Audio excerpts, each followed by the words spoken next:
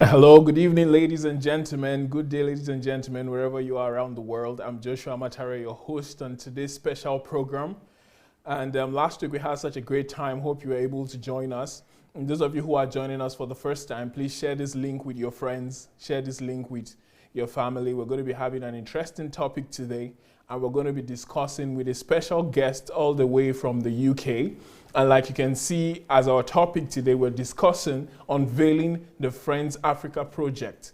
So we're going to be talking to somebody who has Africa in mind, even if he's stationed in the diaspora. We're going to be talking to somebody who is coming up with ideas that can actually make our continent and our nations individually in Africa better than they currently are.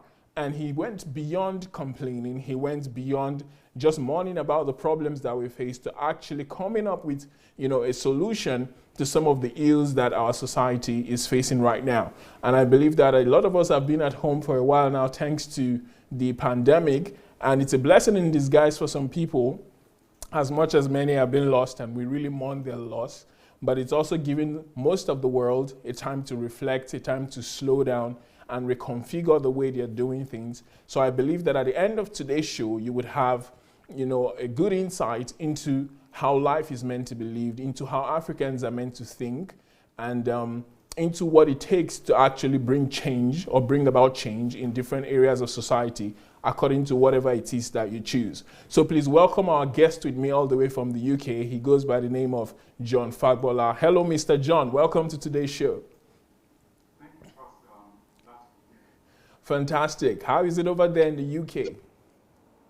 Actually, it's been impressive today. The sun just came out in full force.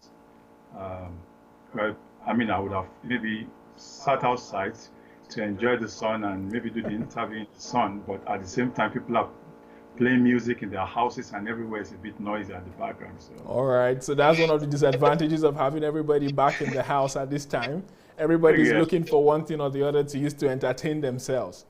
exactly, yes. Fantastic. So it's good to have you here with us. So today we're going to be unveiling a project of yours that is helping, or an idea that is going to help to better Africa as a continent. We have about 1 billion people, and you're going to be telling us of how you came to this conclusion and how you got to where you are.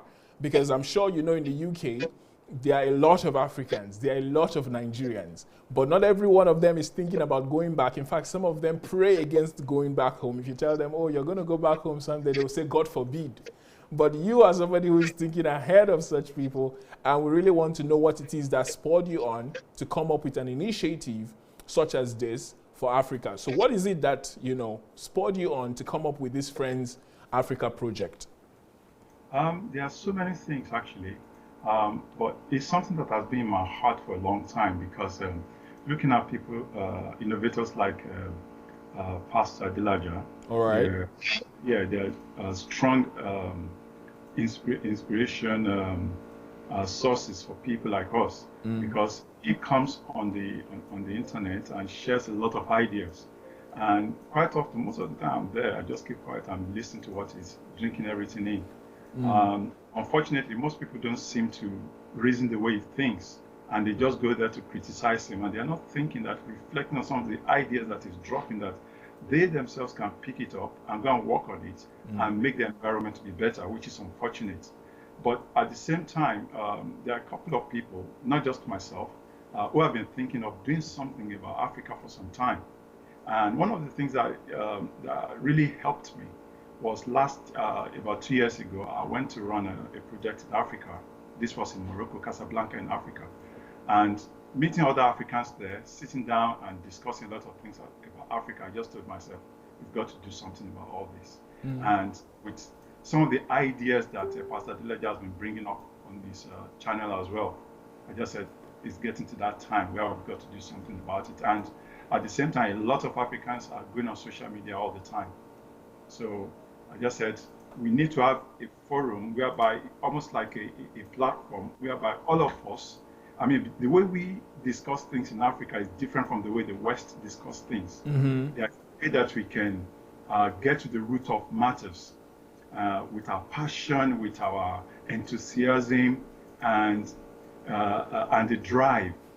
And the way the Western world will sort of like maybe translate that is different from the way we address it, All and right. we don't seem to have that platform.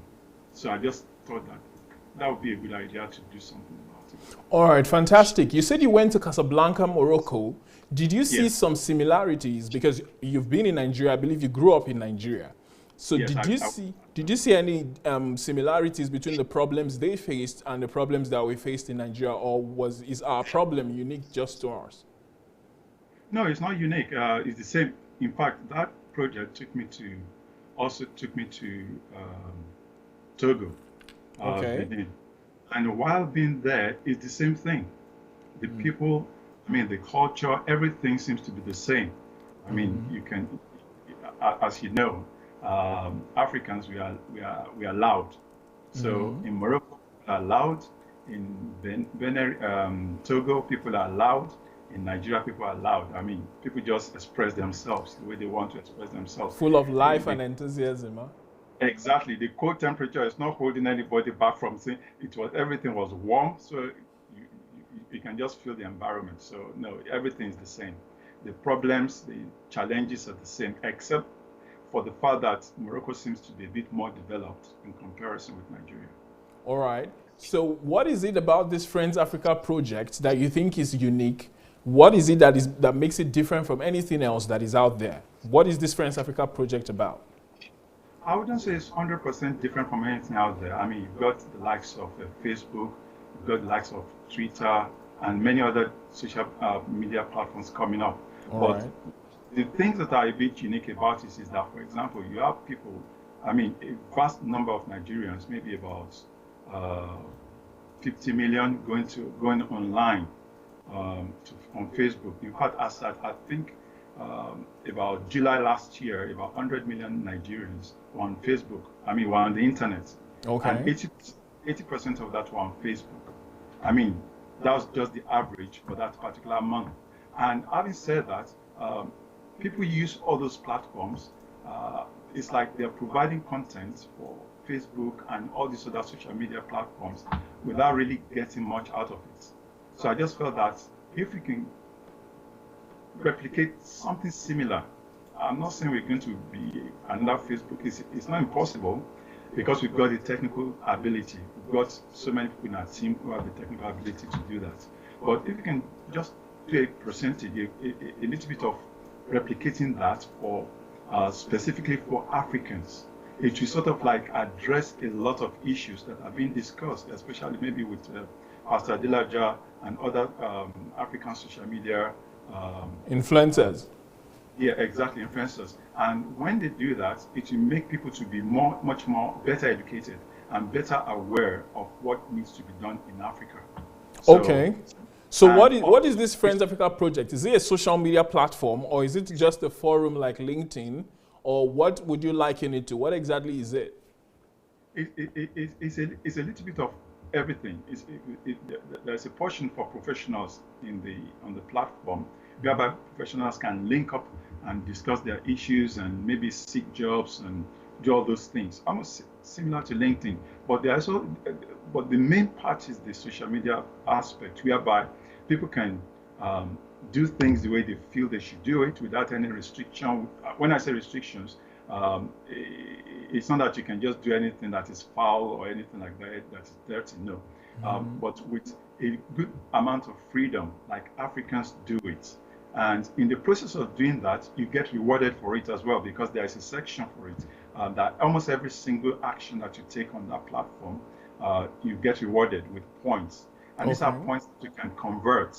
You can convert this into prizes, and the prizes range from basic things like maybe from the mineral resources that we have in Africa, we have abundance of those mineral resources, which we are partnering with different companies in Africa that we can exchange for the points that you're generating. So it's not like you're there, you're just maybe socializing, but you are getting something out of it in the process. And part of it is maybe people that have challenges, whereby they can get things like scholarships, can convert their points into scholarships and all the rest. So it's like a reward system involved in as they're socializing as well.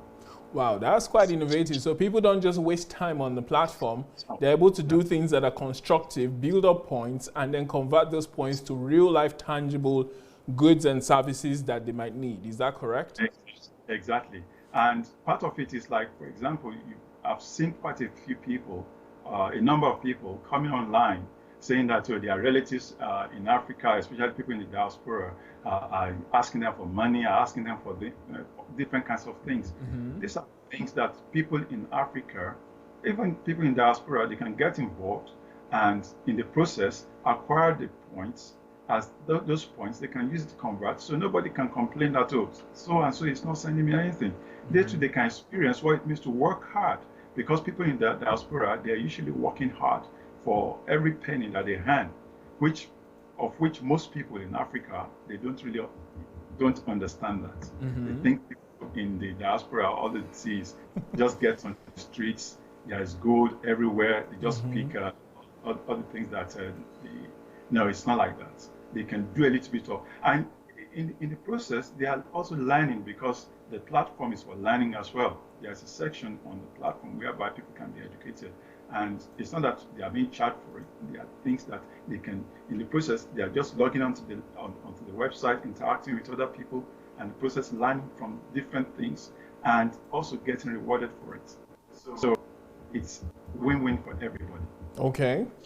Fantastic. So it sounds like something that I believe every African will want to be part of, because if there's something that we are very attracted to, is something that will benefit us personally. So I believe that this will be a good platform to help people to interact and will help people to come together in a more constructive way, instead of just wasting time, for example, liking pictures or making silly videos and things like that, like we're used to seeing these days. But this would help to actually create a community of of people who really have substance to share with one another. So when exactly would this platform be made available to the public? At what stage is it now? We should have launched this April, this 1st of April, but because of all the issues of the coronavirus, it's affected our development process. Although we're still testing, but some of our developers are not available to do any work where they are. They can't access some basic things that they use. Some of them, they don't work from home. Okay. So a lot of things have been hindered. So we've had to put back the date. However, people can still use the platform, but at the same time, it's not something that is ready for complete public use yet. All right. So when exactly, when the coronavirus pandemic is over, I guess we'll have a timeline on when you'll be able to launch it. Is that correct? Yes, definitely yes. Okay. So you said you drew the idea from the likes of Facebook and LinkedIn and all of those platforms. So does that mean that this is going to be like a replacement for things like that? Because since you've been able to combine what all of these guys have into one platform, it might be that soon we wouldn't have need for them. Is that correct? It's a possibility. All right. I wouldn't say they wouldn't need all those things, but most of the things that those platforms, they have a lot of facilities, a lot of features. However, most of the things that that people use, that the vast majority use on those platforms are already available on our platform. Okay. So if they can realize the fact that using our platform, they're gaining something in the process of using our platform, that the basic things that they are doing on those platforms, we already have it in our platform, and they are doing those things on our platform, and acquiring something and gaining something back, then they wouldn't need those platforms. Okay. So does that mean that people will be able to go beyond just telling people about their thoughts, for example, to publishing books, publishing materials that are lengthy, unlike just the Facebook what's on your mind? Definitely, yes. Okay, that's fantastic. I believe that that's something that a lot of people are going to be interested in, especially the award thing. So you said you've partnered with a lot of companies and they're going to be giving out things like precious minerals and stuff like that. Is that correct? Yes, you'll be doing that, yes. So what kind of minerals can we expect to get? Do we mean diamond and copper and all of that? All the minerals that are available in Africa. So you mean when you get points from this platform, you can exchange them for things like diamonds? Yes. Wow. gold, gold. Um, except there's one particular mineral that we've not been able to get yet, and that is cobalt. And I Okay. think we all know the importance of cobalt. Cobalt Mm-hmm. drives almost every computer in the world. Yeah. Um, those ones are quite expensive, and we've Okay. not been able to get a company that can back us up on that.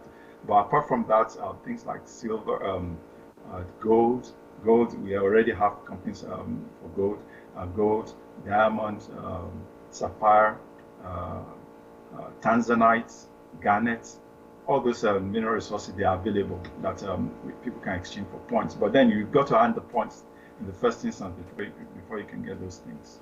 All right. So what are you going to do to end the points? Do you just have to share things with friends, or do you have to do some All the specific basic things? things, All the all the things you basic, do. All right. yes, So that means your time is you're being rewarded for your time on the platform, not just, definitely, you know. yes. Uh-huh. For every single thing you do on the platform, you'll be rewarded if you invite your friends to come onto the platform. The moment they start registering, you get extra points for those things. Um, uh, if you come to post, if you like any other person's post, just all the basic things that you've already been doing that you're conversant with on social media, you get rewarded for it. Fantastic. It sounds like a brilliant idea. I think a lot of people are going to be interested in that. So, ladies and gentlemen, please share this video with your friends. This is a new type of social media platform that will be coming to Africa soon. As soon as this coronavirus pandemic is over, by God's grace, this platform is going to be launched. And this is a platform that would give you the ability to earn money, to earn precious materials, to earn scholarships, and what have you, just by spending time on it. Currently, when you're on Facebook, you don't get paid. You don't get anything for the time that you spend there. But this platform, built by an African, an initiative by a Nigerian, would bring you from a place of just wasting time on the internet to actually earning for every single thing that you do. So share this with as many people, and please tell us, Mr. John, are you currently, taking partners? Do you have people who are you interested in investments and things like that? Yes, sorry, I would like to correct one point. We are not giving money, Oh, only no resources. money at all, just No money, no precious money. things. Oh, Of okay. course, if one of those African billionaires says, "Oh yes, you know what? I'd like to put money down," we will take it and we use Aha. it accordingly.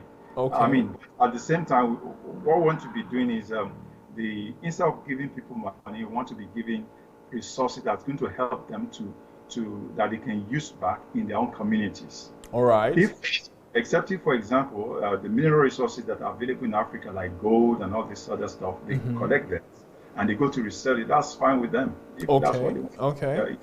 With it. But things that are resourceful, that can help the community, their individual communities, those are the things that we are trying to focus on, especially things along the lines of scholarships, um, Grant. supporting grants, exactly, all those things. Those are the things that are actually our focus. Okay. All right. So you've heard it from the horse's mouth, ladies and gentlemen. Money isn't going to be given to you, but you could trade in whatever you get for money. But the opportunities and the ability to help your community is what the focus is on. And Mr. John, are you trying to tell us now that you give people enough, probably copper, to be able to, do something really constructive with it, for example? Exactly, yes. Those resources will be made available, yes. Wow, We've that's it. got a company that are supporting us on all those things. Okay. So Yeah. yeah, back to my former question. Are you going to have it? Are you accepting, investors and partners and things like that, or are you already set and all we have to do is just log on when it's ready? No, we are not fully set yet. Even as it is right now, we've spent a lot of money on resources on it already. Most of the people, I mean, most of them that are working with us in the team right now, they are experts in their own right. They're not earning a single penny. And most of them, some of them are they've handled PhDs, project managers, um, organizers, developers in different forms. It's cost a lot of time, it's cost a lot of money, and those people are not taking anything at the moment. So we're looking for investors, All right. investors, supporters that will share our vision for Africa, because this platform, of course, people from the diaspora, from other nations can register and use in fact, some people, without our advertising the platform, some people in the Middle East have been registering on the platform, to my surprise, and I've been using the platform regularly. So it's operational right now? It's operational, but it's not made public. That's the difference. Okay. Yeah, it's not been launched officially. But some people, for somehow, because we have not advertised the website, they are sort of like getting to the platform and registering, to my shock. Okay. I mean, the last time somebody from Syria registering on the platform, I was surprised because they say, oh, we can see the analytics and the stats. All right. Because at the moment, close to 5,000, if not more than 5,000, have already registered on the platform. Okay. But about 10% of the people that have registered are the people that are actually using it regularly. Okay. Yeah. So that means the public who are listening to you right now, none of them can actually register. Is that correct? They can register. Anybody can register on the platform. It's only that we've not launched it yet. So from time to time, they will just discover that there won't be any data loss. They've just discovered that maybe we're changing pictures, we're updating things here and there, even though that's a bit reduced now because of the coronavirus. So people can use it. It's only that it's not at its maximum strength yet. And on top of that, like you asked the question about investors, we're looking for investors because the platform where it is right now is not strong enough. I mean, the platform can take just so many, maybe up to about 10,000. By the time it gets to 10,000, it might start crawling. I mean, you don't want that to happen. So that's one of the reasons why I advertise the website. All right. But since you're here with us today, I guess we'll have a special privilege, and those listening to us can just go on Google and type Friends Africa Project, and they will see it.com, right? Yeah, friendsafrica.com. Friendsafrica.com. All right, so those of you who are listening to us, we're giving you a unique opportunity to get in on the ground floor of this tremendous and monumental project that is going to transfer the way Africans communicate and interact with each other. So you should just go on Google and type in friendsafrica.com and get in there now, begin to make acquaintances, begin to, understand how things work. And like you heard, they're taking donations and they're taking investments. All right, can they find you through the platform, or do you have a contact, or should they contact you personally if they want to invest? What does the process look like? They can contact me via my email address. They can contact us through the platform. Anybody who posts anything on the platform can just leave a message for us there. We can receive it. They can contact me directly through my email address. I think you've got my email address. Otherwise, in fact, you can just type in info@friendsafrica.com. They will get in touch with us. All right. Or we've got a Facebook page as well. They can leave a message for us there. We can get in touch with them. That's Friends Africa 20. That's the Facebook address. They can get in touch with us there, or even through the platform. They can just leave a message on the contact page. We get it. Any avenue they use, we get the message. All right. So you've heard it from him. Friends Africa 20 on Facebook. You get to contact him, and then we're going to also put his information under the Chiron there, and you'll be able to see what it is that or how it is that you can contact him and get involved with this project. So can you tell us some more about this Friends Africa project and what exactly you see it doing in the future? How do you see it influencing the lives of people? How do you see it changing Africa for the better? Like I said, there is an educational aspect to the platform, whereby people, especially maybe people in the rural areas who have access to the internet, they can use the platform to learn on how to develop themselves. One of the things about, I love one program that Pastor Adelaja did recently, that education is not about certificates or schooling and all this stuff, but it's about learning, that you learn and develop yourself.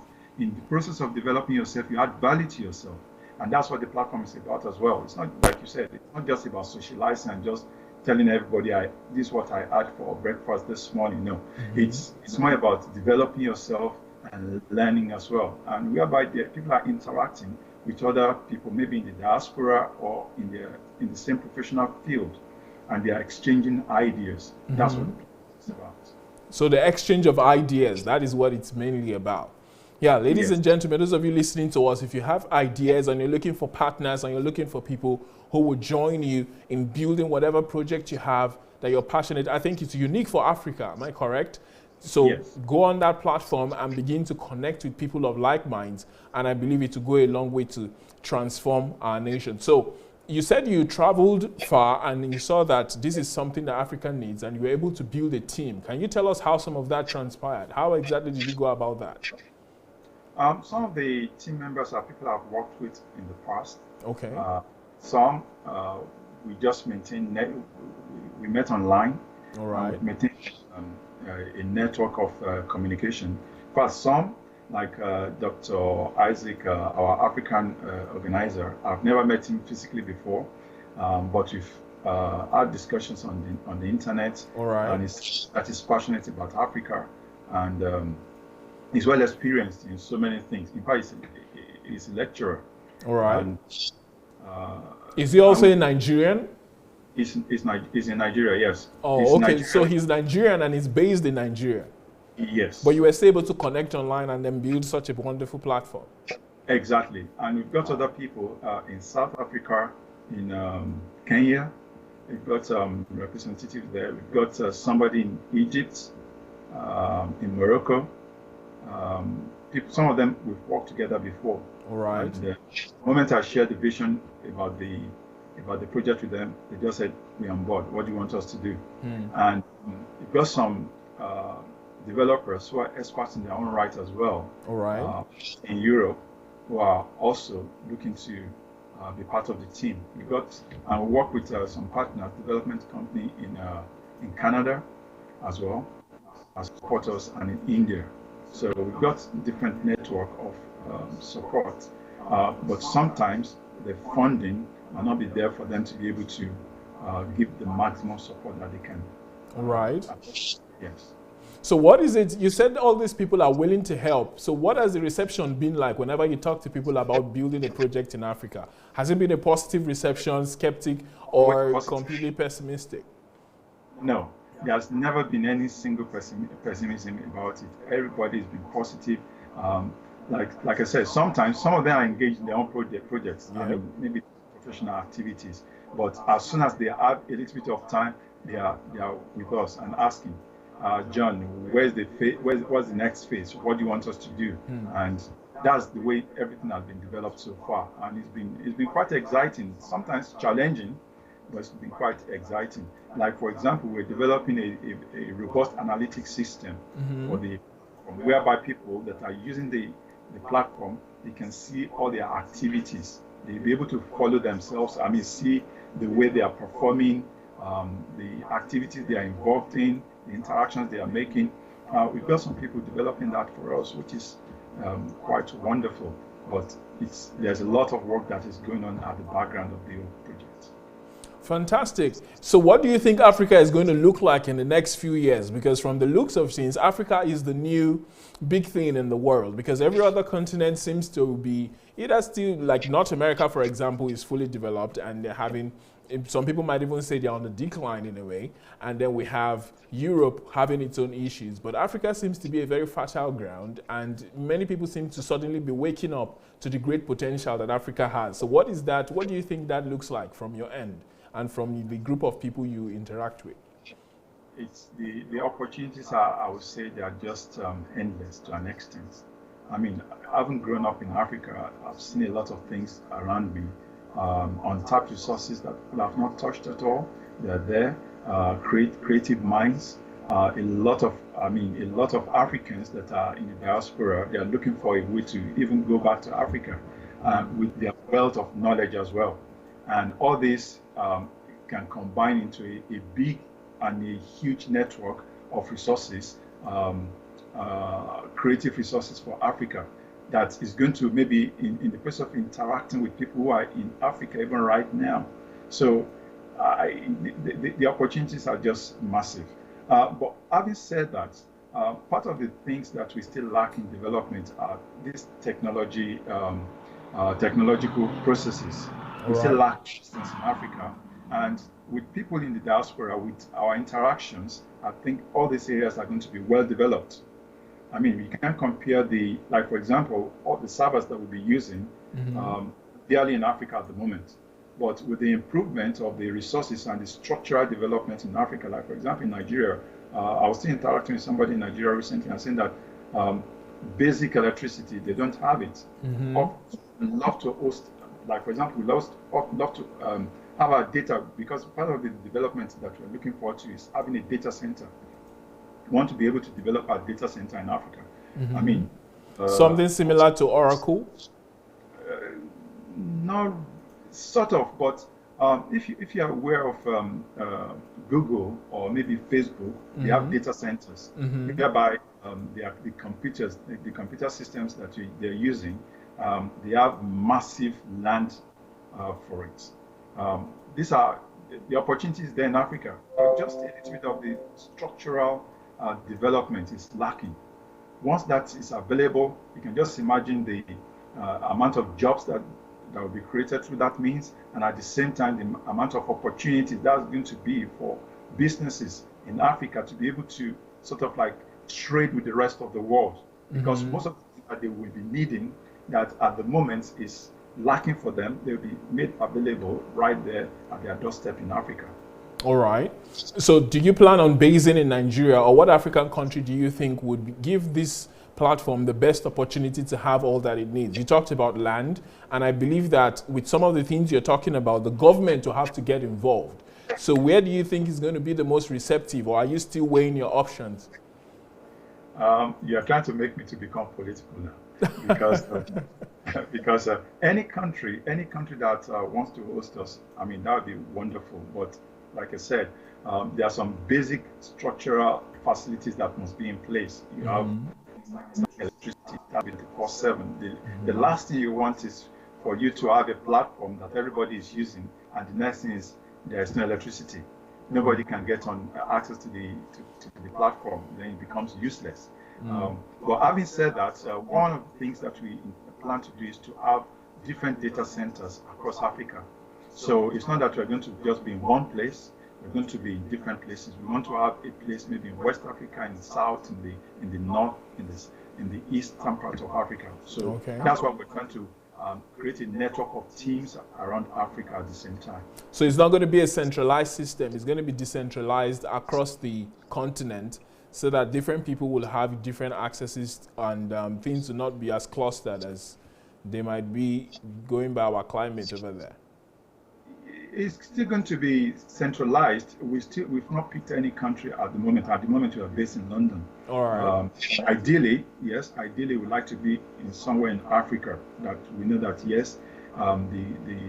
stability in the political system, the infrastructure development is there, so that, like I said, it won't hamper the work that we're trying to do in Africa. All right. Once we have all this, then we should be able to have a centralized place in Africa. But having said that, we're still going to have our tentacles across Africa. Okay, brilliant. So ladies and gentlemen, we're seeing that there are people in the diaspora who have ideas to help better Africa. So ask yourself, what is it that you're doing to make a better Africa? That's something that you should start thinking of today. Wherever you work, whatever you're doing, begin to think of how you can replicate your passion in Africa, how you can bring it to life.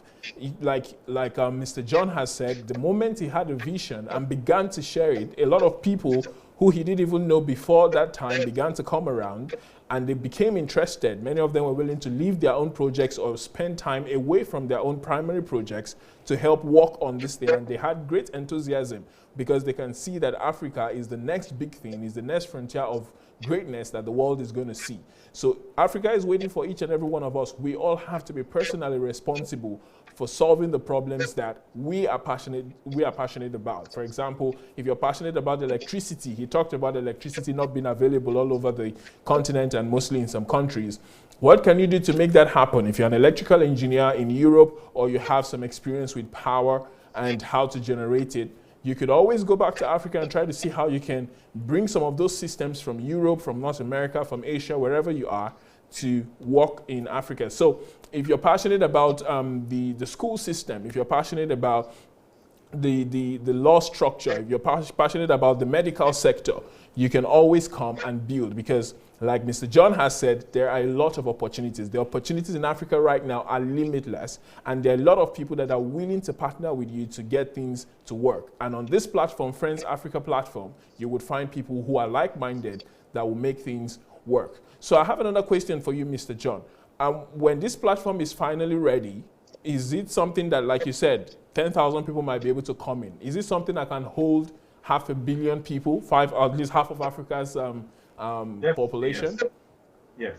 But like I said, we're looking for investors that can assist us along those lines, because when you're talking of servers that can hold 1 million or 100 million people, they cost a lot of money. But we have the advantage that we have is we have the technological ability. Mm-hmm. We've got people that are well versed in all this technology that we need to use. All right.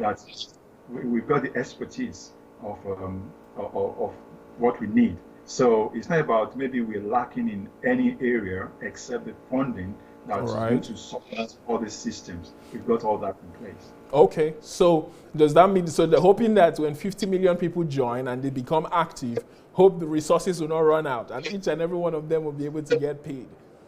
Definitely, definitely. We've got all the partnerships. They are very strong about it. Mm-hmm. They are willing to really support the program. And one of the things that we've noticed is that the initial stage is always the challenging bit. All right. The minute you get a momentum about everything, all the other things fall into place. Like this matter of maybe resources and the point system. Like for example, when you register, at the moment, if you register, once you register, you get 200 points, and that's to just encourage people to get started in one place. And over time, you can just accrue your points and start exchanging it for the things that you need it for. Those resources, they are in Africa. No more people coming from different places and taking them away for free and using it that will go back to their lands and go and spend so much money to take a little bit of it back. No, we want to keep all those things in Africa. All right, brilliant. So you said as soon as you register, you get 200 points. So can you give us an example of what 200 points is going to look like in the real world? Or you've not made the conversions yet? We've not made 100% conversion on that. Okay. Because, like, for example, before you can get a bar of gold, you would have been reaching something like 1 million points. Okay. So, I mean, one of the things that when we're discussing this among the senior team members is what is the value of each point? All right.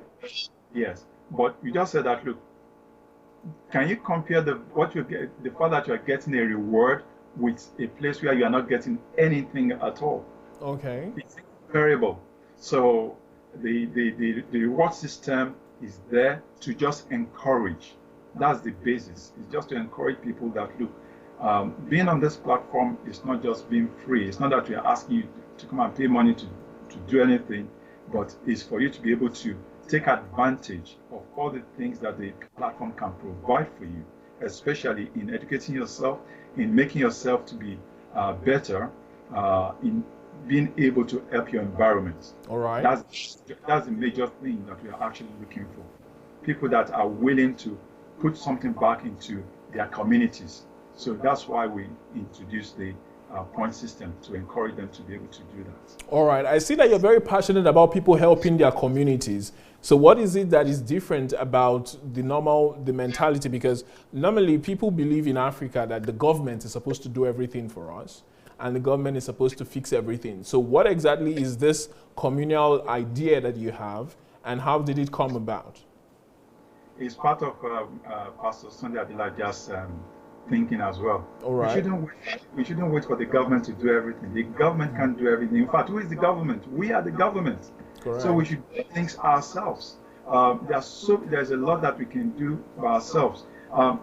Like, take for example, somebody has left Africa. I mean, recently I was looking at, I was watching a video whereby somebody won a visa to America. And the moment you go to America, relatives are sending messages, oh, help us with this, help us with that, and all this stuff. I mean, just one person. You want to kill that person? No.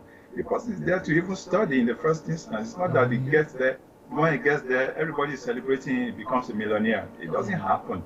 So in the process of people getting a little bit of resources back to the system through the platform, they should be able to stretch out themselves. That look, I've gotten something that I believe that I should be able to put something back into my community. Like for example, this apart from maybe the fact that they are getting maybe points or all this stuff, the education process, the learning process, the things that they can learn on the platform, they can go and share it with people around them.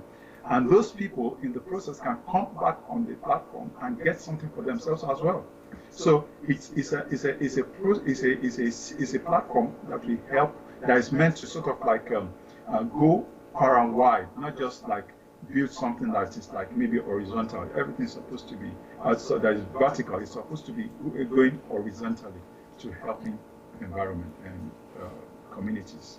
All right, I believe that. I hope they'll get this concept, because I noticed when I came to Europe that they build horizontally. We build we build vertically. Yes. We like to build horizontally. So in this case, we need to go horizontal and then transform our buildings to the vertical, so that we don't just take up unnecessary space and waste the resources that we have, instead of using it judiciously to make sure everybody is properly taken care of.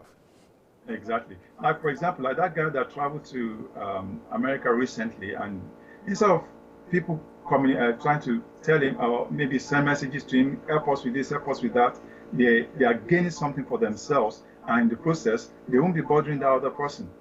That's just the thinking behind it. So they teach everybody to be self-sufficient and to look out and to understand that they can get whatever it is they want if they're willing to work hard for it, correct? Exactly, yes. Good, because I feel like my generation and those coming behind us, most of them are just good at just taking, and they want things to be as free and as easy as possible. They don't have the same, work. They don't have the same work ethic that probably our parents and our grandparents had. Have you noticed that? Yes, I've noticed it, and unfortunately, life doesn't work like that. Life doesn't work like that, and that's one of the things the platform is meant to do, to sort of like change the mentality, so that people will have a sort of like a paradigm shift in the way they think and the way they see life as well. Good. So, ladies and gentlemen, you've heard it from Mr. John. He said it. He said he heard from Pastor Sunday, and he was able to grab one or two ideas and convert them into things that are tangible. So some of you who have been listening to Pastor Sunday, or some of you who have not listened to him, please go listen. You can get the books. There's one on the screen right now. He says how the Nigerian economy can overtake the American economy. Now, a lot of people think it's impossible, but if you read that book, you will see that it's something that can take place. And it starts with you and I. Like Mr. John said, we are the government. Like Pastor Sunday always says, we are responsible for the world. We are responsible for our environment. We're responsible for our families. We're responsible for our states and our nation. So enough of the complaining. It's time for us to get to work, to put our minds to work and begin to get things done. People who don't have ideas are people who don't have knowledge. If you think that you lack ideas, it's because you don't have enough knowledge yet. Seek knowledge and you suddenly realize that you have a lot of ideas coming out of you, because God has created each and every one of us to solve problems. We're put here on earth for a purpose, and that purpose has to do with bringing liberation, bringing freedom, bringing help, bringing comfort, bringing wealth to all that need it. So if you're not doing that right now, use this coronavirus time where you're at home or where you're doing less work and you're more in your comfort zone, the comfort of your home, to see how you can develop yourself into somebody who can make a difference in the world. So, Mr. John, any more things you have to do you have any more things you have to tell us about this wonderful platform? I think you gave a good summary just a moment now. One of the things that the platform can provide for people is, once they start networking and meeting different people, they will discover that they are making like-minded people. They can exchange knowledge. They can begin to start projects together using that platform, because the facilities will be provided on that platform, whereby they can set up projects together, they can collaborate and do a lot of things together through the platform. And in the process of doing those things, they will be getting rewarded for their time on the platform, for the activities that they do on the platform. And it's not that they are doing it for fun. As they're having fun, they're not doing it for free. All right. That's what, and everybody's benefiting all around. And in the process of doing that, to be able to invite other people from outside Africa that maybe they are looking to invest in Africa. Some of these people in Africa, they will have the opportunity of even showcasing some of the ideas that they have on the platform. Because there's a section on the platform that we are developing that's like a market forum as well, whereby people can just bring their products onto the platform and sell. And people from maybe outside Africa, they can see it and they can buy into it. Brilliant. So that means it's more like, it's almost like a Silicon Valley online, where a lot of tech gurus or people who want to set up projects can meet up and come together and form partnerships and then begin to develop their projects. So I believe this is going to be a great idea for a lot of people to get involved with. So those of you who want to call in, I don't know, are the lines open today? All right, so if you want to call in, you have 5 minutes to join us while I talk about some of the books that I believe can help give us ideas of how to solve our problems in Africa. We have Only God Can Save Nigeria, What a Myth. A lot of people are very religious, and that's one of the questions I'm going to be asking Mr. John yet, because I believe he's a Christian. So I want to ask him how he was able to break out of the religiosity to be able to provide solutions. So many people think only God can save Nigeria, and Pastor Sunday in this book makes you understand that as much as God has a responsibility, we are the ones who are kings and princes in this world, and he has given us the ability to build the world that we want to see. So we should be done abdicating our responsibilities to God. We should take responsibilities for ourselves, for our nations, for every single change that it is that we want to see. So that book is on Amazon. You can get it also on dsabooksplanet.com. That is mainly for people in Africa who want to get their books in Naira or the local currency. If you order for it, it will be shipped to you wherever you are. And those of you who are all over the world, especially in the diaspora, you know how Amazon works. You can either get it on Amazon on Kindle, or you can order for the hard copy and it will be delivered to you. All right, the next book, please. So, Only God Can Save Nigeria, It's a Myth. So we've talked about, this is another one, the Nigerian economy and the way forward. This is, everybody complains about how Nigeria's economy is going through turmoil. In fact, at this period, people are saying our economy has had issues even before the coronavirus came around. So nobody can blame the coronavirus for our problems. So we can, these are some of the books that you can read that would give you ideas of how to boost the economy. When you study most of the developed nations in the world, the first world nations, is small businesses that help boost their economy. It's not necessarily the big businesses. It's little businesses here and there that help to accumulate and bring about, the big economies that you and I see. So when this whole pandemic hit, that was when many people realized that the Facebooks and the Googles of this world, they're not actually the backbone of the US economy, for example. People began to realize that the truckers, the farmers, those with restaurants, those with, the pedicures, the manicures, people who people have overlooked for a long time. They realized that, wow, these guys are actually essential, but they were taken for granted. And now we can see the effect on the world. So we need to become such people in Africa. We need to have an entrepreneurial spirit. We need to stop seeking for handouts, and we need to become innovators. We need to become people who would set up systems that would help to employ other people instead of just going around looking for jobs and looking for people to give us things for free. So the Nigerian economy, the way forward, if you read that book, you'll be able to see how things can become better. And those of you who want to lead the nation in the future, that is a book that you must read because it will help you to see things in a new light. Amazon, dsabooks.com. The next one, How to Make Nigeria the greatest country in the world. A lot of people think it's impossible. But when you read those books, you see how Pastor Sunday breaks down the process. He's a very practical person. So he's not somebody who is just, prophesying per se, or somebody who is just encouraging or talking people up like most motivational speakers would. When you read that book, you will see it down to the figures and the numbers of how Nigeria can actually become the greatest country in the world. And these books are not just for Nigeria. Anybody across Africa can read these books and apply the same principles to their own nations, and they will have the exact same results. Like Mr. John said, he went to Morocco, he went to Togo, and he saw that Africans were the same. same. We have the same challenges, we have the same energy, we have the same enthusiasm, we have the same positivity, and we have the same, issues that ail us as well as a continent. So these books are full of principles that we can convert into real life systems that would help us to boost our nations. So please, in this time where we're in the quarantine, get these books and read them. Develop ideas in your mind. On the platform, Friends Africa platform, you can meet like-minded people who would help to boost your ideas. So those of you who have had ideas for long and you're like, I don't know who to talk to about it, I don't know who to tell about it, I don't know if people will laugh at me, I don't know if people will take me seriously, go on this platform.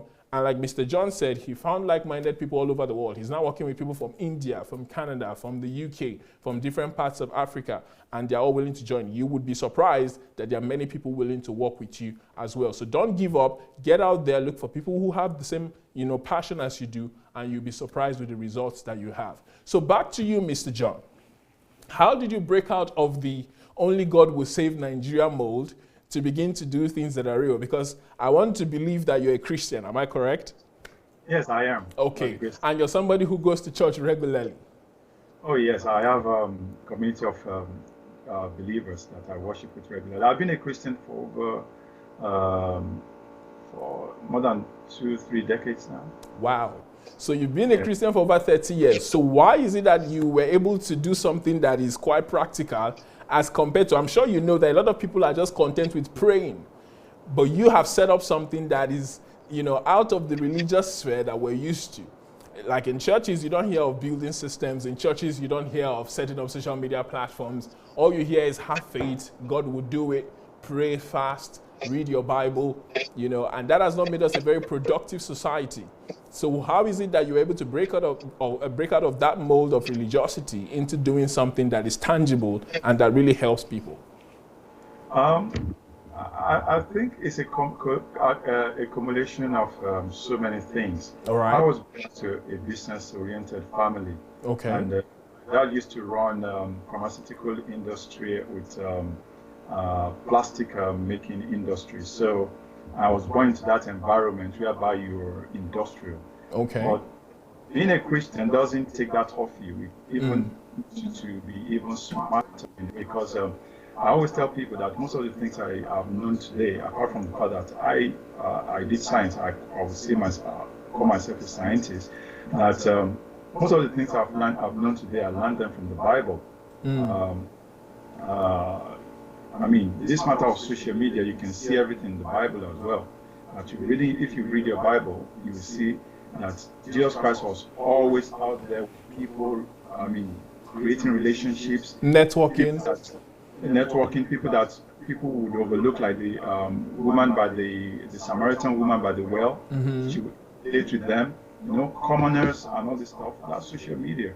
But there is a positive spin to it, which means that you can use it for good, not for evil. Some people can use it for evil. I don't think along those lines.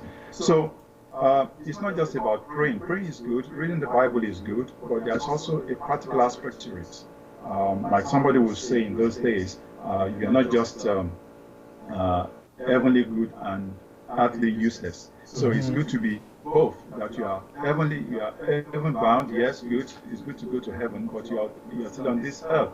You have to be productive. One of the reasons why God created us is not just to be singing hallelujah all the time, but to serve our community, serve people around us. That's why Jesus Christ himself in the Bible said that the one that is going to be the greatest among you has to be the servant of all. So it's still about interaction, it's about serving other people, and that's what life is about. We've got to serve our communities, and in the process, you get rewarded in various ways for it. In financial terms, in resource terms, in various ways, you get rewarded for every single thing that you do. So I decided that I don't want to. Initially I thought I was going to be a full-time pastor that wouldn't want to lift his hand on any other thing. But over time, I said, no, that's not what I want for you. I want you to be out there, to be an industrial person. And it was when I was in the A levels that he made me to do something, because I was the president of the school fellowship at that time. So I was asking him, if you want me, because at that time I wanted to be a pharmacist. All I right. said, if you want me to be a pastor, there's no point in me to go and spend the next 4 or 5 years in the university studying pharmacy. Let me go to a theological school. Mm. And he said, no, you're not going to the theological school. You're going to the university to go and study. But as you're doing that, I also want you to start studying the life of wealthy people who are industrialists, Mm. like Henry Ford, John Rockefeller, Hilton, Socorro Honda. And it made me to have interactions with some of the people that knew some of these people, or get their biographies and read them up. People like Fabiola in those days.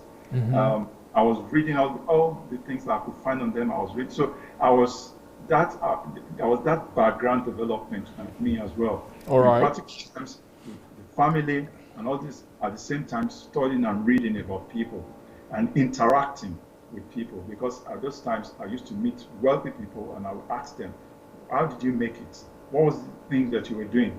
And none of them were lazy. None of them um, were waiting for some inheritance somewhere. They were always on putting their shoulder on the block and working hard.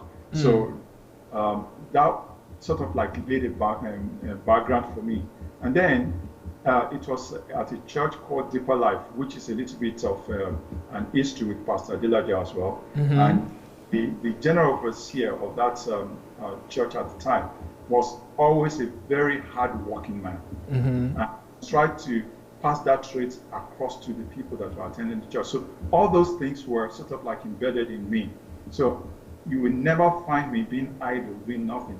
Even if I'm not doing something physically practical, I'm studying, I'm learning from people that have done things. I'm trying to see what they've done, how they've done it, the progress they've made, and what they've achieved. And in that process, it's led me to different fields.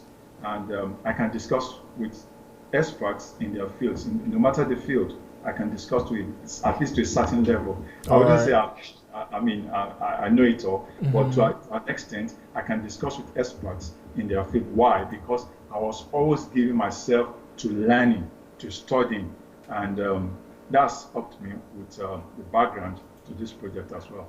Fantastic. So those of you who are listening, I'm sure you can see it for yourself and you can understand that what he is having right now as this wonderful platform, friendsafrica.com, is not something that is a miracle per se, but it's something that he worked his way up to. And he talked about reading autobiographies. Many of us want to be successful, but we're not interested in finding out how those who have gone ahead of us have done it. We don't need to reinvent the wheel. There's already a formula laid out by a lot of people who have been through the things that we want to go through, who have gotten to the places where we want to go to. All we have to do is just study their lives and follow their example, and we'll have the same results. Like Pastor Sunday used to say, he says, life is predictable. He said, all you have to do is just figure out where it is you want to go, look for those who have gone there, and just follow the same formula that they've laid out for you. And thank God that most of them wrote books. Many of them have books that have been written about them. So their lives are not exactly mysteries. Their lives are not exactly, special miracles that, you need a special intervention from God to replicate. They are humans like you and I, and these things are possible. Mr. John has done some of that, and we can see that it's possible as well. So those of you who want to call in, before we go, you can go to Move Agents Matic on Facebook. If there's anybody listening to us and you want to contribute to this, go to Move Agents Matic on your Facebook Messenger. Just write and say you want to contribute, and we will call you, and we'll call you back. So we have books on the screen. Please try to get them. There's another book of Steve Jobs and Bill Gates. Please get that one up for us while I continue with Mr. John. So, Mr. John, in the UK over there, do you see an environment that is conducive for a lot of Africans to do whatever it is they want to do, or do you see them just bogged down in their work? Even myself, I don't think I can speak for everybody, but at the same time, it depends on individuals. All right. I can just use myself as an example. Even though I'm a professional, I do project management and various other things because to an extent, I would say, which is a bit of a funny point to all this. I came to the UK on a holiday. I didn't come to stay in the UK when I came to the UK. I came on a holiday. Wow. And in the process, I saw that the way the technological advancement of using computers, I taught myself to use a computer. All right. And fell in love with the computer that I was using at that time. And the computer belonged to a friend of mine. During the day, he was working on a project. At that time, he was working on a project with the London Underground. All right. And at night, I would take over the computer. Okay. I would sacrifice my sleep and use the computer. All I needed from him was to tell me how to put on the computer. And I would use it all night. Then in the day, he would take it to work, and I'll go and do my own stuff. So that's how I learned. And for most of it, I taught myself to do websites and all basic stuff. Then when I discovered that I was getting to sort of like a level of needing other people, then I started enrolling in some schools to go and attend some certificate classes to be able to upgrade my knowledge. But having said that, as a professional, because I work in the information security industry.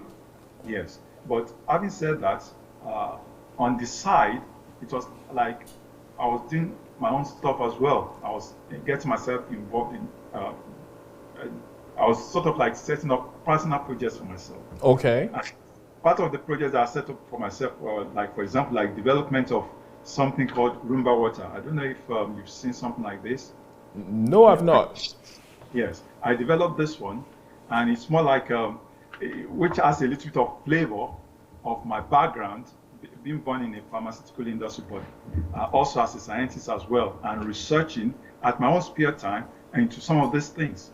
All right, what kind of water is that? Is it water you drink? No, it's just something that will make people to talk about it. That is that water. It's not water. It's part of the marketing strategy that I was trying to draw across to the product. Okay. It's a product that that sort of like helps people in their body systems. Okay. And you said it's called what? Roomba water. Roomba water, yes. All right, Roomba as in the dance. As in the dance, as you can see in the picture on the product. All right. Okay. Yes.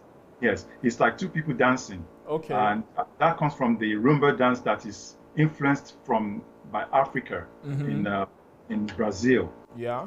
In South America. Correct. Like Africa to South America. So that's the background to that name. And the product and the people that are dancing is like the product and your body system. That's why it's like that. But the product is something that is like to help people in their body system. As people are age, there are some things that the body doesn't produce anymore.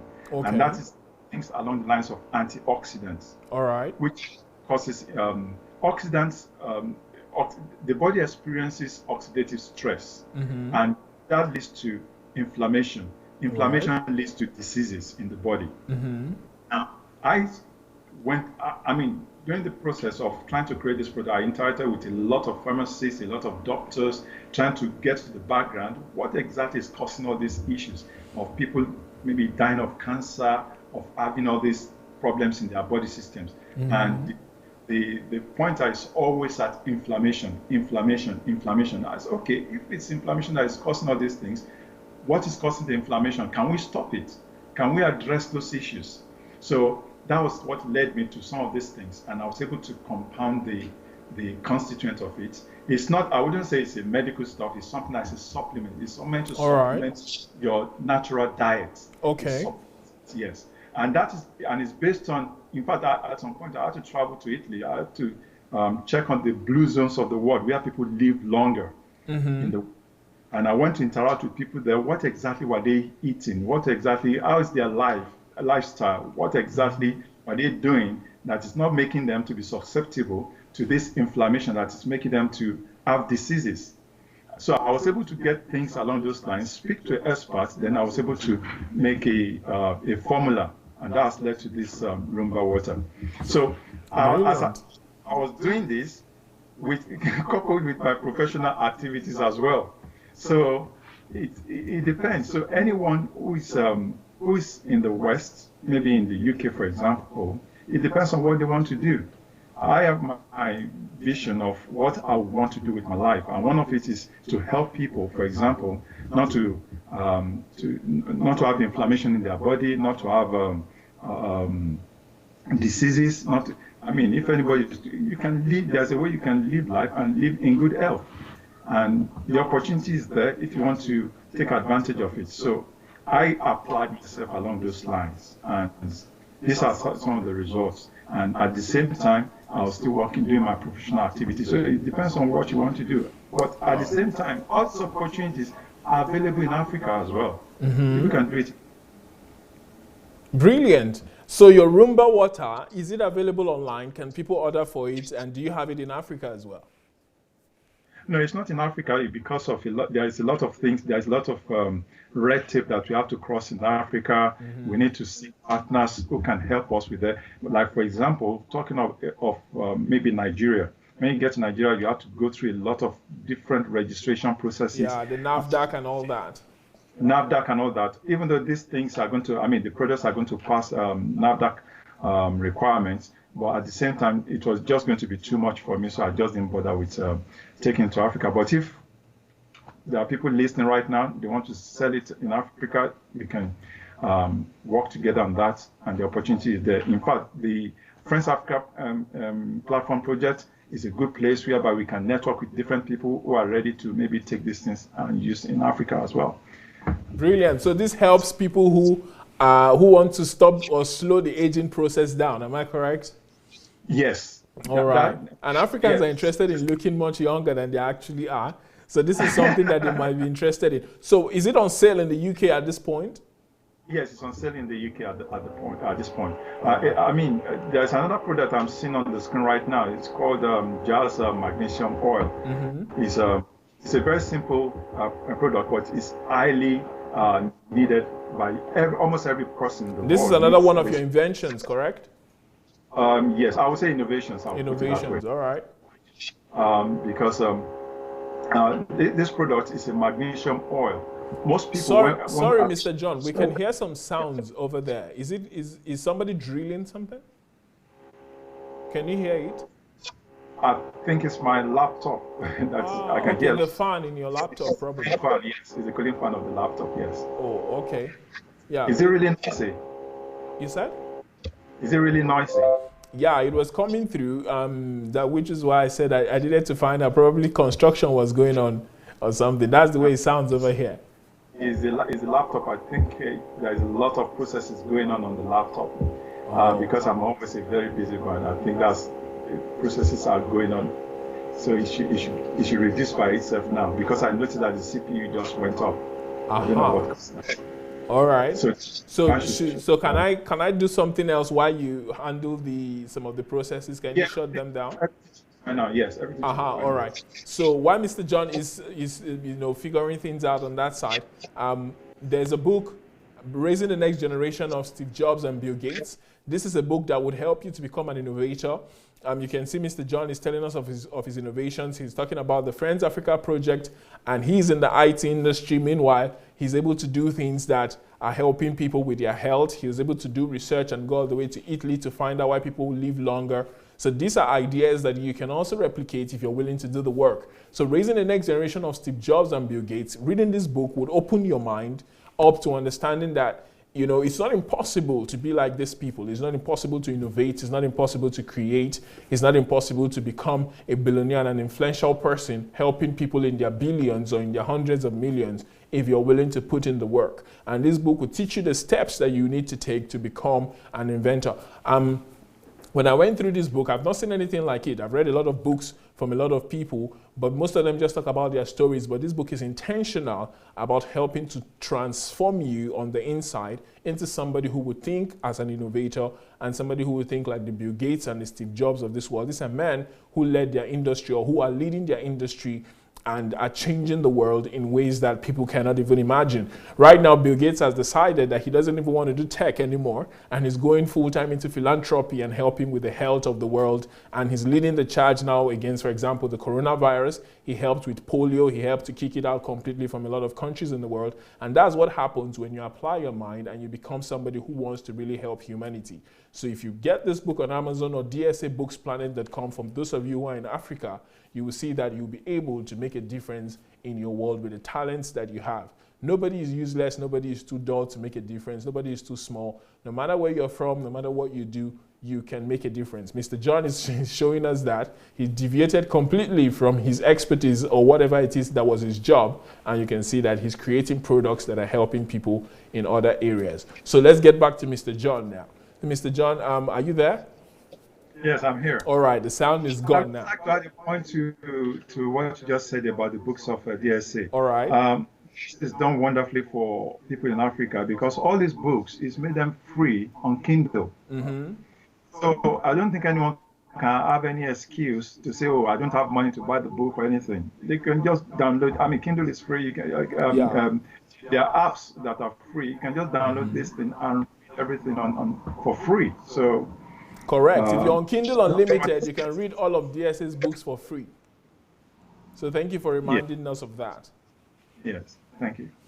All right. So you were talking about the Jazz something product. Oh yes, yes. This Jazz product is magnesium oil, and most people, the diet, not just Africa now, the diet, the world general diet. Are lacking in magnesium. Okay. Because of this, people just concentrate, like for example, as people age, this is not just about aging now, even young people, they need it. Mm-hmm. They concentrate more on calcium. All right. But they need to balance things up with magnesium. They overlook magnesium. Magnesium is not something you can do without. Every one of us, we need magnesium. Mm-hmm. Most Africans, they experience stiff neck. For example, usually because of lack of magnesium in the body. Maybe when they're playing football, they experience, all this, all kinds of muscular ache and all this stuff, or sleeping.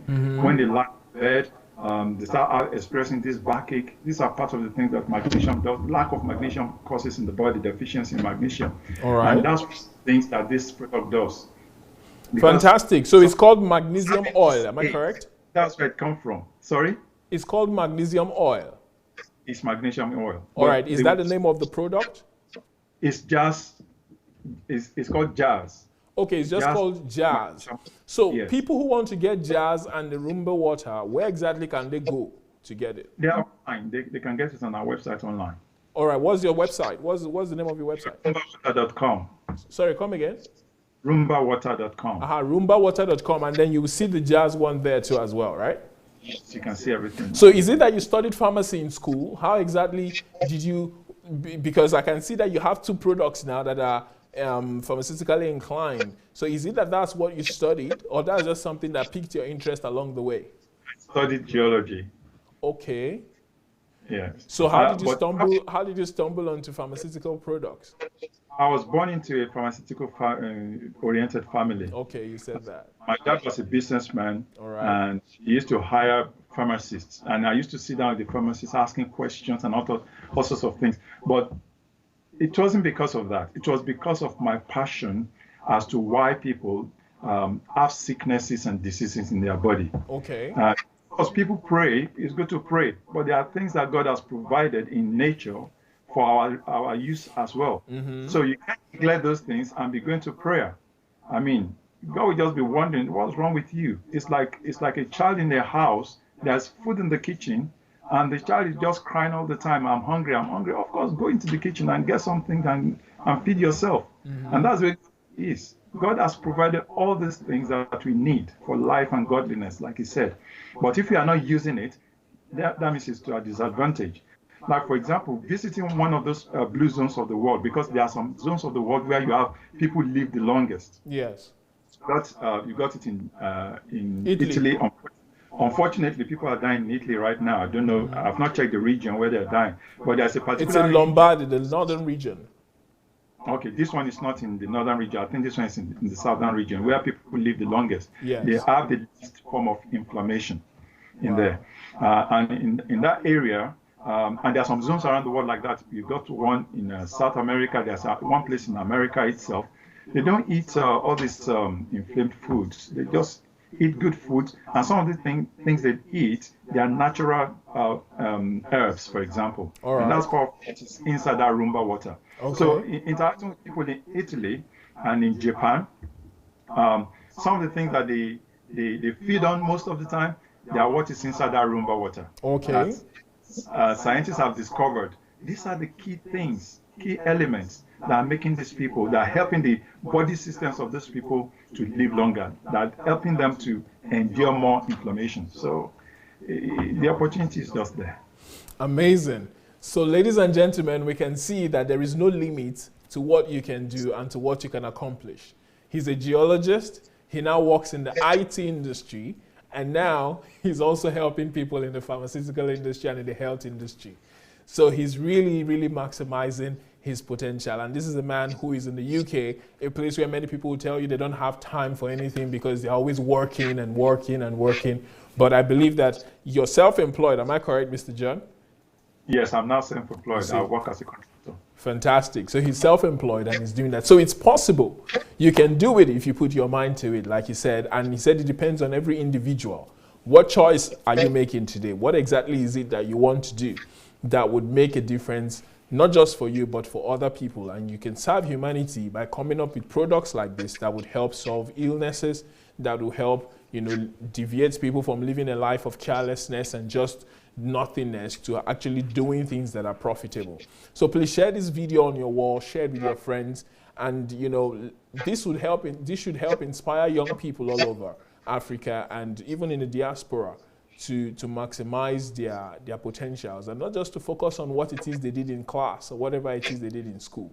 You can do whatever you put your mind to, and you don't have to just stay in one lane. You can diversify and do as many things as you want. You remind me of Benjamin Franklin. He's my favorite American founding father because he's one guy that was a polyglot. He did almost everything. He was a poet, a writer, a politician, a scientist, and he just did things that normally most people would dedicate just their lives to one of those things and they would do it to the end. But he was able to do a variety of things, and he was great at each and every one of them.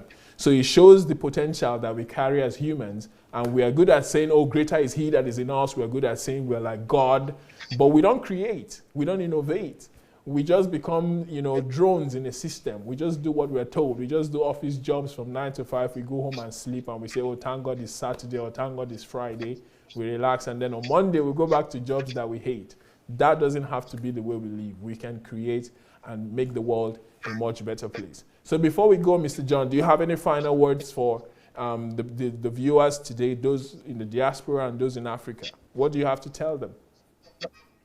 All I would just suggest is that, like, for example, coming back from some of these other products I've been able to create, all these are the ones, although I interacted with experts in their field to be able to get to be able to do something along those lines. Mm-hmm. But coming back from there to a project like Friends Africa, it's not something I could have done by myself. Mm-hmm. We've got a lot of people that are working with us, working together with me to be able to create that platform and build it to the way where it is right now. People that are experts in their own field as well, field of endeavor. And it's something that can be replicated in Africa. When I say replicated, in various things. It could be in farming, like you were saying a moment ago. Mm-hmm. It could be in anything, any industry. Having a sort of like running a cooperative with other people, like-minded people, forming that mastermind environment with themselves, they can achieve a lot of things. And like you rightly said, God has built so much within us, within each person, that you can do so much with your life. To just summarize things generally, like the Bible says, it says, I dwell with wisdom, and I find out the knowledge of witty inventions. The knowledge is out there, like some of the books that are being raised up. somebody can just go on Kindle or Amazon, download the free version if you can't afford to buy. I will encourage for people to buy the book and have it in book form. And the reason is this: we can have so much on the computer, on our phones and everything, but there's a difference in you just walking to maybe where you have your library, opening the book and reading and making marks on that book. That you can come back to at some point and just flip through the book and you see the places where you've marked in the book that you have. So I will encourage people to buy the book. I mean, I don't usually say that, but because of the amount, this type of books, these are the type of books I was reading when I was growing up that have helped me. Able to do some of the, like one of the basis for me being able to do some of these other things was because I read from I think from Napoleon Hill that said that if you give yourself 2 hours to studying something in a year's time, you can be an expert on that thing. And I find it to be very true. Correct. That's why I said I can interact with experts in their field to a certain level. That they will say, oh, this guy, he knows one or two things that he's talking about. Why? Because I gave myself to studying and reading some of these things. And that is what the ability that God has given to each and every one of us. It's not because I'm special. I don't see myself as being better than any other person. But application of what we have been given. Every one of us, we have been given things that we can develop. And that's what I would say to every one of us that is listening. You can maximize yourself to the point that people will see you and they want to be like you. Very well said. Thank you very much, Mr. John. Ladies and gentlemen, you've heard it from somebody who is doing it on a daily basis, somebody who is creating products and innovating all the way in the UK over there.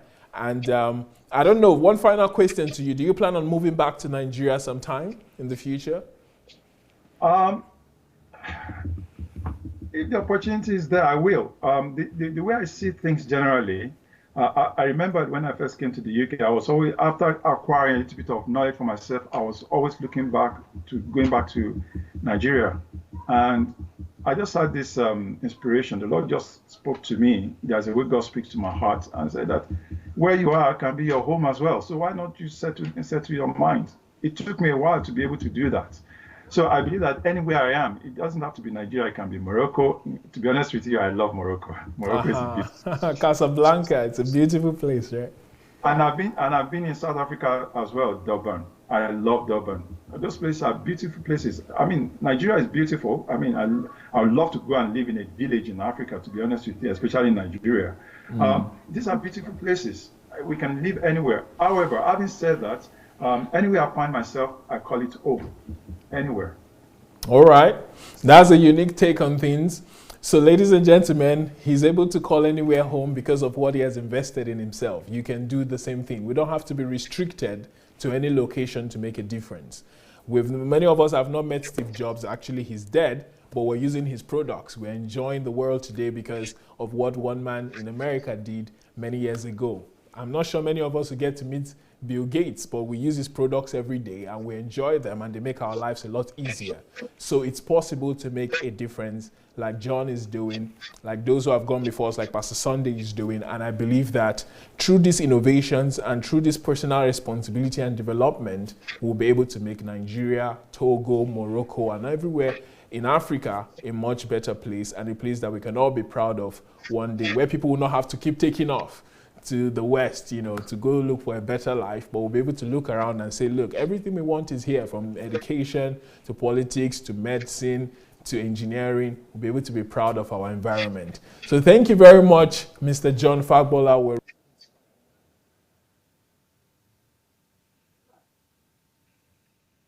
Thank you. Thank you so much. Thanks for having me.